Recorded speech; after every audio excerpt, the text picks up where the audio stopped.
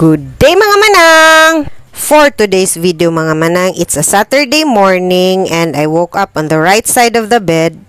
Cut it off. It's a Saturday morning guys, ug ato ning buhato ng atong routine. It's 8:30 in the morning, so murag medyo late na gyud siya kay gikan ko nag night shift. So nanghipos pa ko din na sa among sala guys because dinha man gyud miga katulog. So mo na gyud niya ang among balay guys, sa wala pa nakabalo. And nakita na ko sa gawas guys nga the sun is shining so bright, so maayo kaayo ang atong adlaw karong Sabado. So si Alan ay nagkuan pa day ko guys, nang hugas pa man day ko plato day ana. Because na ay naka-assign gabi nga wala nang hugas og plato. So wala na lang ko nagsabaay guys, instead ako na lang gitrabaho para walay samok. So ako na lang nangunay og hugas sa mga plato guys, kay para sad mahinlo pud na ang among lababo kay actually guys kada na lang adlaw na gyud nay mabilin diha, so mahawan ra na din ha kung ako ang manghugas. So pareha ra bagyapon tag problema guys sa atong mga chikiting inana nga kung kita mo manghugas hawan gyud na siya diha. So sige na lang. And then ako lang gyud nang gisiguro guys nga hinlo gyud ang among lababo basta ako manghugas diha. Dayon si Alan guys is nakapalit og maranay. Actually guys tulo ni siya ka pack and we bought that for 50 pesos ang kada pack. So tulo among gipalit ana, ang duha is akong himuong tortang maranay and ang isa is akong tulahon. So first ang akong gibuhat is para sa tortang maranay. Ako siyang baguhon karon guys nga butangan akong panakot like kamatis and sibuyas because first time ni na akong buhaton kay ang ako yung usual nga maranay is egg and flour gyud akong gaibutang. So kani guys is gibutangan akong panakot kay nakita pud nako ni siya sa Facebook no. Nga inani nga pamaging pagluto. So ato lang testingan kung ahay lami ang daan ba or ang bag-o. Ana ra man gyud na siya guys. Testing ra man gyud ta. So gitimplahan lang pud nako na siya pepper, bitsin, garlic powder, magic sarap gamay para sad na siya lasa. So mix well lang nato na siya tanan guys and ready na dayon na siya para sa atong pinirito or torta nga maranay. So inani na dayon siya guys, sana mix nagmaayo. Ato na dayon na siyang prituhon para makakaon na tagpamahaw kayon sanay oras. So nagprito na dayon ko diya guys. Murag ubay-ubay pud ba na akong na luto guys, murag naapod sa mga 10 kaingon ana ang duha ka pack o di ba? So maayo na kay na guys for 100 pesos kay 6 pud baya mi kabuk ang mukaon diri sa balay. So okay na siya murag 10 or more than 10. So wag gyud nako naihap no. And then on the other side is magtula ko og maranay kay nakita ni nako sa akong kauban guys nga gitula ang maranay. So karon first time pud nako buhaton nga ang gagmayng isda akong tulahon. So importante ani guys sabaw ra man gyud. So hali na guys, mamahaw na ta.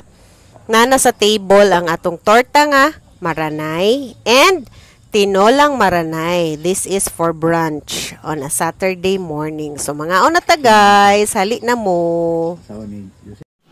A few hours later.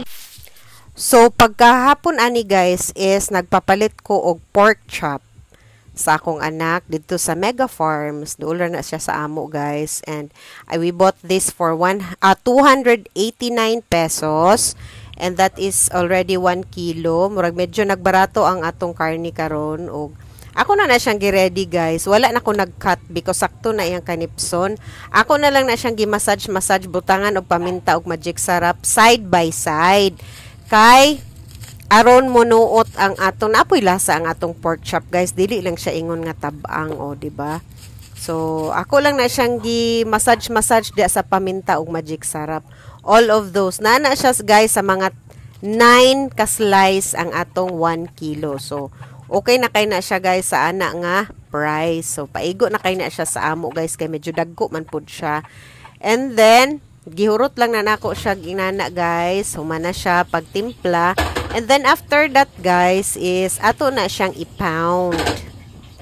Nagkuha ko og clean wrap and then after that ako lang na siyang duk din ha sa atong bag-o nga martilyo. Katong para tender bitaw sa atong kuan kanang murag meat tender. Oh, kana ina meat hammer. Para manuot gyud maayo ang paminta og ang magic sarap sa ato ang meat. So, muna na siya. Ang lasa ra atong gakuan na guys para manuot gid siya sa unod. So, muna siyang purpose ana. And then, after that is nagkuan ako garlic. Nagdukdok na ko garlic para atong ma-slice og gagmay. Para ato pong masagol dito sa atong pag-marinate sa ato ang meat. Kay dili na siya nako diretsoon pagluto guys. Ako pa na siyang iparest for 1 hour. So na ako mga kalamansi nga mga 6 pieces, 6 na lang ka kalamansi guys. Ako na lang pud siyang gibutang para di pud masayang kay hinog naman siya.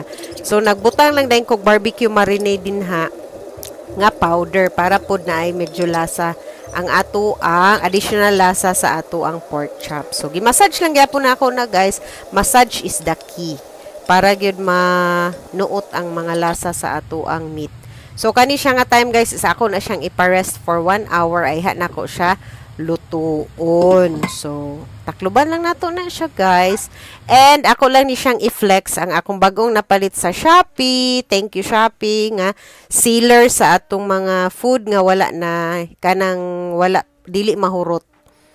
So far guys is okay siya no. Ako siyang gitestingan.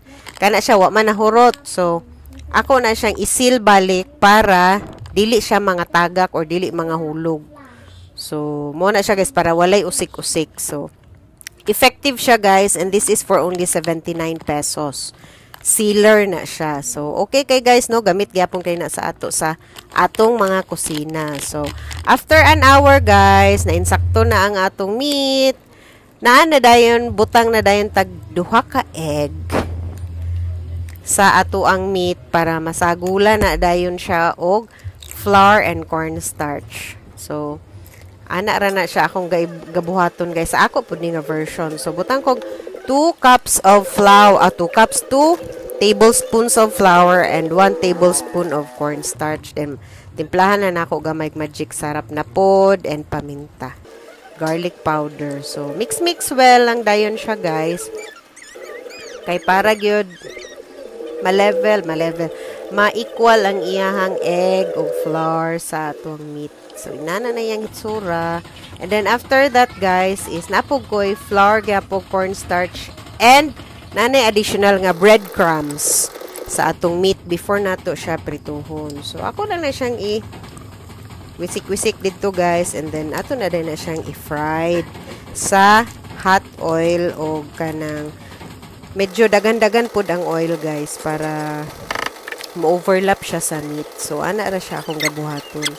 So muna mo sudan karon panihapon na pod guys, kinapam pod toy sabaw ganinang buntag sa maranay. So okay na kay ni siya para sa amo guys, may sabaw, may sabaw, may kanida yung pork chop. So bisag tagsara mo kabuk ana guys, mabusog ka gyud mo. Kay dagko pud na siya. So mo na ni siyang first set na iyang hitsura guys, di ba? So hopefully lami pud na siya, dili lang sa dagway lami. Lami pud siya kung makaon na gyud nato. So mo na siya guys ang atong kuan. Then naghimo kog sawsawan guys, bombay, sili, kamatis. Muna and ahos akong gibutang dia para sa atong sawsaw.